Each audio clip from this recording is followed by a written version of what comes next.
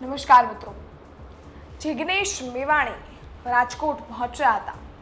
રાજકોટ પહોંચી તેને ઉના હત્યાકાંડ લઈને પણ વાત કરી અને સાથે જ કોળી સમાજના જે આરોપી છે જેની ઉપર પોલીસ દ્વારા 3rd ડિગ્રી ટોર્ચર કરવામાં આવ્યું છે તેને લઈને પણ ત્યાં તેમને પોલીસ અધિકારી અને તેમજ આઈપીએસ ઉપર અનેક આરોપ લગાડ્યા છે.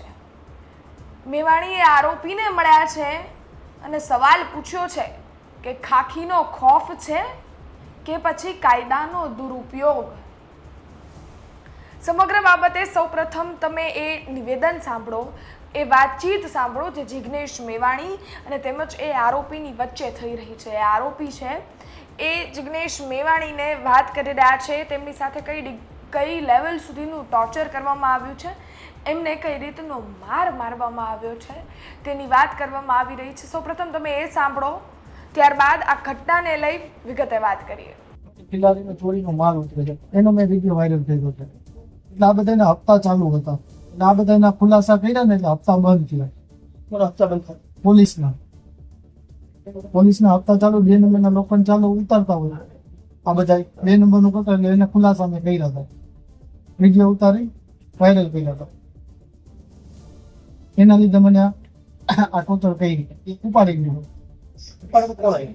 ડિસિપ્લિનના માણસો બે જણા લોકેશન ઉપર જ્યાં હું પ્રસંગ માણસોના નામ નથી આવતા એટલે કે સાહેબ બોલાવે છે તો હાલ થાય એટલે હું પ્રસંગમાં હતો. પ્રસંગમાંથી હું જમ્યો ને અને ત્યાં આવ્યો ત્યાં ડિસિપ્લિન ઓફિસર હા ક્રાઇમ બ્રાન્ચની બાજુમાં ડિસિપ્લિન બીજા કે ચોથા માળે ત્યાં લઈ ગયા. ત્યાં લઈને સીધો કાટલો પકડીને અંદર આવ્યો, સીધો અંદર ગાળી દીધો સીધો કપડા કાઢીને સીધો પાઇપ લીધો, પાઇપે બાંધ્યો. હા કપડા કાઢીને માર્યો. પછી મારવાનું ચાલુ કર્યું. 150 પટ્ટા માર્યા, 150 પટ્ટા માર્યા અને સંડાસની જગ્યામાં પેટ્રોલ છે 2 બોટલ હા એને પોતે. પછી 10 કે 15 પટ્ટા માર્યા તમારો પગ ભાંગી ગયો. સાહેબ મને કીધું ઉતાર. હા કીધા મારો પેટ્રોલ છે બાંગરભાઈ પોતે અને મારો પગ ભાંગી ગયો. હા એને પોતે અને પાછો હેઠો ઉતરી ગયો ને તો ખબર ભાગ્યો ફટા મારીને ભાઈ બાંગરભાઈ અને પછી ઉતારીને પગ ભાંગી પોતે મારતો. હા પોતે જ મારે. ફરતે કોણ બીજા માણસો 2 થી 3 જણા બીજા હતા અને 15 થી 20 જણા હતા એમ ટીમ. આટલું બધું કરવાનું કારણ શું? બસ બિલ્ડરનું પ્રેશર હતું. બિલ્ડરના કહેવાથી બિલ્ડર ડેવલપર છે આપણે વિનાયક ડેવલપર. મારતી વખતે શું બોલતા હોય? કોણ હું તો એ આ શું હાટું છાપ્યું બસ એક જ પ્રશ્ન. કોના કહેવાથી છપાણું અને ત્યાં શું લેવા છાપ્યું કેટલી તારી અપેક્ષા હતી પૈસા લેવાની. અને મારે કોઈ જાતનું બિલ્ડર સાથે કોઈ વહીવટ મારો સિંગલ ફોન કે હું નથી કરતો અને મારી લીગલની ફરિયાદ મેં કરેલી. મારી ફરિયાદ દબાવાઈ સીપી કચેરીમાં કરેલી કે આરએમસીમાં કરેલી હતી. મારી અરજી બધી દબાઈ હતી અને મારી ફાઇલના કાગળ જે કંઈ લઈ ગયો હતો એ લોકોએ લઈ લીધી. ફરિયાદ તો શું કરી? મેં ફરિયાદ સીપીમાં ફરિયાદ એ કરેલી હતી કે મારું આ રહ્યું ને મને ખોટો મને બ્લેકમેલ કરવાની છે ધમકીઓ મારે છે. મેં એવું કોઈ માની કોઈ પૈસા લેતી દેતી મેં માની કરેલી એવી અરજી મેં કરેલી હતી. 6 તારીખે મારી અરજીને પહોંચી. 6 તારીખે મારી અરજી દબાઈ ગઈ. હજી સુધી કોઈ ફોન કે મને કઈ આવેલ નથી તપાસ પણ. કેટલા દિવસ તમે કસ્ટડીમાં રાખ્યા? કસ્ટડીમાં 24 કલાક રાખ્યો. 151 કરીને મને છોડી મૂક્યા. 151 કરી હતી એ સમય આટલા મારે? હા આ 151 માં મારેલું છે અને ત્યાંથી મામલતદારે જામીન છે મારે ત્યાં ચક્કર આવીને પછી પડી ગયો. જ્યાં ચક્કર આવીને પડી ગયો 108 સિવિલમાં દાખલ થયો. દાખલ થઈ વખતે એસઓજીની ટીમ મને ઉપાડવા આવી, અપહરણ કરવા આવી મારું. એમએમસી દાખલ કરીશ, બુક્સી કોર્ટ મારીશ, તારું મકાન પાડી નાખીશ, આવો ધમકાવી. આવું કોણ બોલ્યું? ડિસિપ્લિનના માણસો એસઓજીને આવી કોઈ પણ ફૂટેજ જેમ આવી ગયા.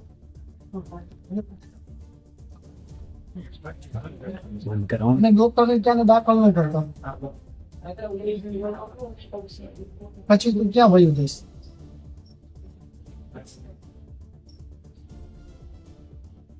અહીંયા ડોક્ટરે શું કીધું તમને? અહીંયા ડોક્ટરે એવું કીધું ફ્રેક્ચર છે. આજ સવારે એનું પ્રેશર આવ્યું હોય કે કોણ જાણે, સવારે મને રજા દેતા હતા. અહીંથી પરાણે રજા દઈને કાઢતા હતા. બાજીનો જે 112 મેં કોલ કર્યો, કીધું મને કાન દુખે છે, કાનના તમે રિપોર્ટ નથી કરતા, કોઈ પણ જાતનું ટ્રીટમેન્ટ મને આપતા નથી. તમે તમને મુદ્દાબાબતમાં જે ઈજા પહોંચાડી એ બધું તમે ડોક્ટરને લખાયું છે? ડોક્ટરને લખ્યું તો લખ્યું, ન લખ્યું એ હવે મને નથી ખબર. તમે લખાયું? મેં બધું લખાવેલું છે. પોલીસે તમારું નિવેદન લેવા આવી? પોલીસ નિવેદન લેવા આવી તો 3 નંબર આપી હતી. 2 દિવસ આવી. ડીસીપી બાંદરોનું નામ દઉં છું એટલે ફરિયાદ મારી કોઈ લેતું નથી. આ 4થો દિવસ છે, હજી સુધી કોઈ આવેલ નથી. કે ડીસીપી ચાલે અમારાથી ફરિયાદ ન લેવાય એના વિશે. તો તમારું નિવેદન નહોતા ને? ના, નિવેદન મારું હજી સુધી મારી ફરિયાદ લેવામાં નથી. તમારા ઘરે પરિવાર કોણ કોણ છે? મારા મમ્મી એક હું, ભાઈ બહેન? ભાઈ બહેન, ભાઈ છે,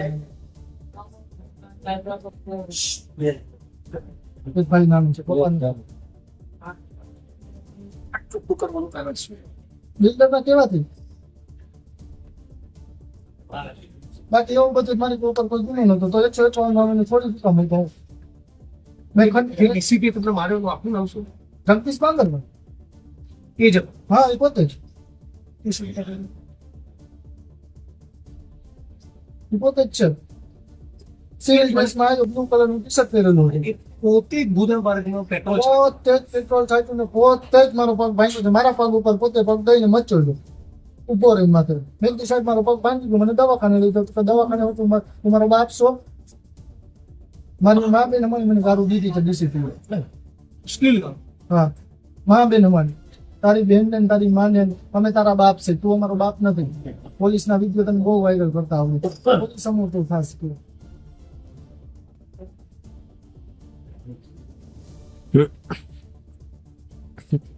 અને તારે જે કરવું એ કરી લેજે, પછી તું ક્યાં વયો જઈશ?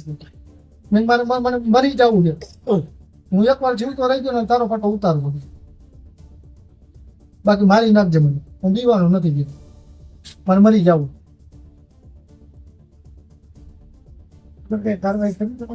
હા, કોર્ટમાં મેં કેસ દાખલ કરેલો છે. પિટિશન દાખલ કરેલી કોર્ટમાં. અહીંયા અત્યારે નીતિ કોર્ટમાં કરેલી છે. નીતિ કોર્ટમાં કરેલી. પોતે તમારા કપડા કઢાયા. એને પોતે જ એક વખત ને 2 વખત લટકાડ્યો ઊંધો.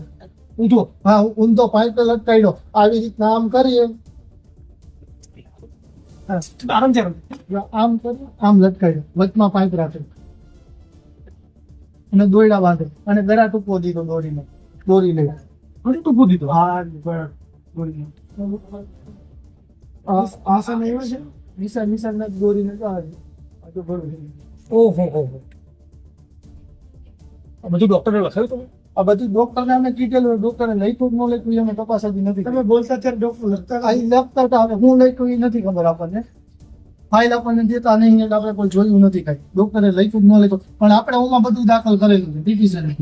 ડોક્ટર સારવાર કરતા નથી કાંઈ કરતા, બધું આપણે લખેલું. કોના કહેવાથી દબાણથી આ બધું થયેલું છે બધું આપણે દર્શાવેલું છે કોર્ટમાં. કાનમાં બી કાનમાં કાનમાં 20 થી 25 ફડાકા માર્યા. કાનમાં ધાક પડી ગઈ, કાનમાં કઈ સંભળાતું નથી. ઓહ. અને માથા બટેલા આવું વાગ્યું ને તમે આ બધી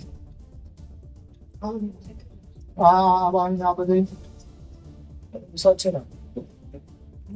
તો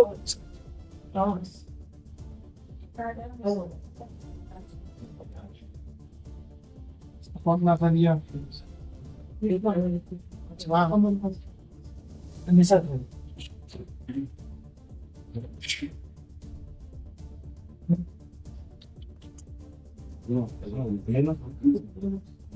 What did you?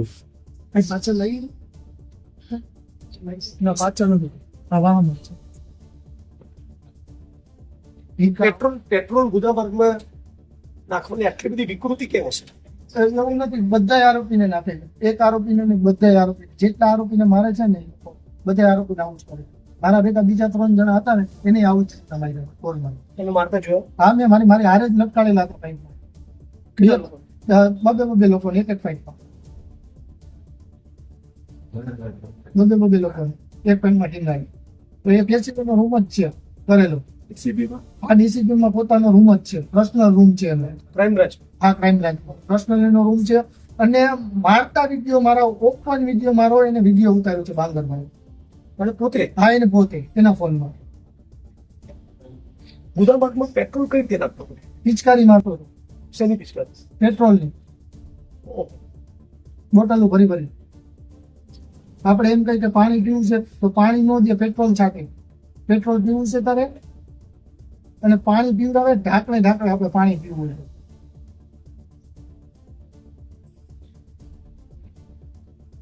અને 3 થી 4 કલાક સુધી પાડ્યું. એ પછી તમે અહીં દાખલ ના થાવ એના માટે ધમકી આપી. આ દાખલ થવા આવ્યું ને એને ખબર પડી ગઈ તો હું દાખલ થવા આવ્યો છું. એટલે એ લોકો તરત એસઓજીની ટીમ પહોંચી ગઈ ઉપાડવા. ડોક્ટરને કે પાટો નો બાંધો એનામાં લઈ જાઓ, એમાં નિવેદન દેવાનું. એટલે મને ફૂલે ફૂલ લાગેલું છે ખબર કે આજે હું કે આવવાનું નિવેદન મારે નથી લેવાનું થાય. તો કે તું ભાઈ ક્યાં જઈશ કે અમે અહીં કે પોલીસની ટીમ માથે મૂકી દેવું છે, કેદી પણ રજા દે એટલે તરત ઉપાડી દેવું. આવી ધમકી, આવી દાદાગીરી. આટલું છતાંય લાગ્યું હોય તોય નતા દવાખાના ગયો. બીજા જે આરોપીઓને બાંધીને મારતા હતા એમની સાથે શું શું વર્તન કરતું? એની સાથે જે મારી સાથે હતી એની સાથે ઈ. તમને પણ પેટ્રોલ? હા, પેટ્રોલ તો ગમે કોઈ પણ આરોપી જાય ને. હું પેલી વાર ગયો તો મેં બધા જોઈ લે. 2 આરોપી બીજા અજાણ્યા હતા એને આ જ રીતના મારી લે. જેવો મને માર્યો એવો એને માર્યો. એ લોકો શું કહેતા હતા જે બીજા આરોપીઓ હતા? હા, એ લોકો પણ મારા મારીના ગુનામાં આવેલા હોય એવા લોકો. તમારી કોઈ ફરિયાદ દાખલ નથી થઈ? મારી કોઈ સાથે કોઈ ફરિયાદ દાખલ નથી થઈ. જો ફરિયાદ દાખલ તો ટેક્સ એકાઉન્ટ કરીને ચૂકવ્યો, ટેક્સ એકાઉન્ટ હાથ થઈ ગયું, ટેક્સ કવર નથી થયું. 151 મારતા હોય તો મર્ડરમાં કેટલા કરે, કેટલું ભરાઈ ગયું?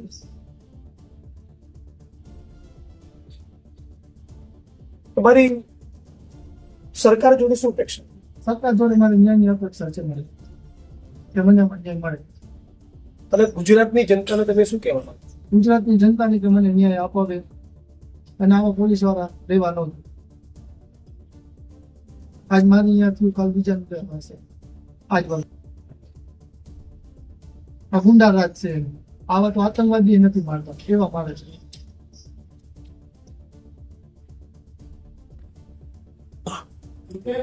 ચોરી કરવાનું શીખવાડે છે જી લોકો. ચોરી કરવાનું શીખવાડે છે જી લોકો. નિર્દોષને મારવાનું, એના ખુલાસા કરી એટલે મારવાનું. સત્ય હકીકત બહાર લેવી એટલે મારવાનું. અમારા હપ્તા બંધ કરી દીધા કે ખુલાસા કરો તમે કેસવાળો. તારું પેપર બંધ કરી દે છે.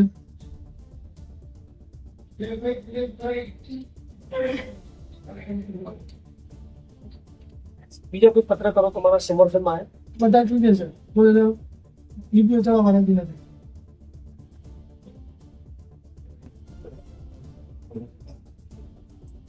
બધાને કઈ કરું કે ના એના વિરુદ્ધ મારી જોડે શું અપેક્ષા? મને ન્યાયની અપેક્ષા છે. બધા તમારી મદદ કરીશું. તમે જે કીધું સાચું, હકીકત જે સત્ય હશે એમાં 100% સત્ય ફ્રેક્ચર છે તમને અહીંના ડોક્ટરે કીધું? ફ્રેક્ચર તો કીધું મોટામાં છે, તો તમે ક્લિયર બિલકુલ છે, ક્રેક છે. 15 દિવસનું પાકું છે. બધી ફાઇલ સુપ્રિન્ટેન્ડન્ટ અહીંયા કોઈ મળવા આવે? પેલા સિવિલના સુપ્રિન્ટેન્ડન્ટ કોઈ મળવા આવે? મેડિકલ ઓફિસર કાર્યમાં ડોક્ટર આવે છે. હવે સાંભળી એ આખી બાઈટ, એ આખી વાતચીત અમે તમને સંભળાવી જેમાં જિગ્નેશ મેવાણી છે એ વાત કરી રહ્યા છે. એ જે આરોપી છે એમની સાથે વાત થઈ રહી છે અને અનેક વસ્તુઓ એ કહી રહ્યા છે. એક વાત જોવા જઈએ તો એમની ઉપર જે રીતે ટોર્ચર કરવામાં આવ્યું છે એવો એમનો આક્ષેપ છે કે એક બિલ્ડરના કહેવાથી જ કરવામાં આવ્યું છે. અને તેમજ આ જે રીતે મને મારવામાં આવ્યો છે એ તો કાયદાની વિરુદ્ધ છે. કાયદો તો કહેતો નથી કે આ રીતે ઢોર મારી અને તેમજ ટોર્ચર કરવું. આની પહેલાં પણ પાટણની ઘટના થઈ હતી ત્યારે જિગ્નેશ મેવાણી બોલ્યા હતા અને કહ્યું હતું કે ઉપરી અધિકારીઓને કાંઈ જ વાંધો નહીં આવે, નીચલા અધિકારીઓ જો ઉપરના અધિકારીઓની વાતમાં આવીને એક્શન લે છે એ સસ્પેન્ડ થશે. જો આ વાત ન્યાયતંત્ર સુધી પહોંચશે તો ન્યાયતંત્ર ન્યાય આપશે. હવે આ સમગ્ર ઘટના બની છે એનાથી અનેક સવાલો ઉઠે જ છે કે એક બાજુ આપણે ખાખીના ખોફને લઈને વાત કરતા હોય કે જે આરોપીઓ જે લુખ્ખાઓ બેફામ બન્યા છે એની ઉપર રોક લગાવવો જોઈએ, પરંતુ જો આવી ઘટનાઓ સામે આવશે તો એક સ્વાભાવિક વસ્તુ છે, ખાખી ઉપર પણ સવાલ ઉઠશે.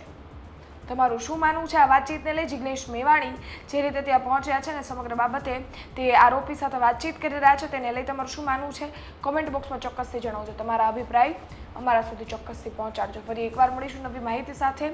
ત્યાં સુધી રજા આપો. યુટ્યુબ પર જોઈ રહ્યા છો, સબસ્ક્રાઇબ કરો. ફેસબુક ઇન્સ્ટાગ્રામ પર જોઈ રહ્યા છો, ફોલો કરો. ધન્યવાદ.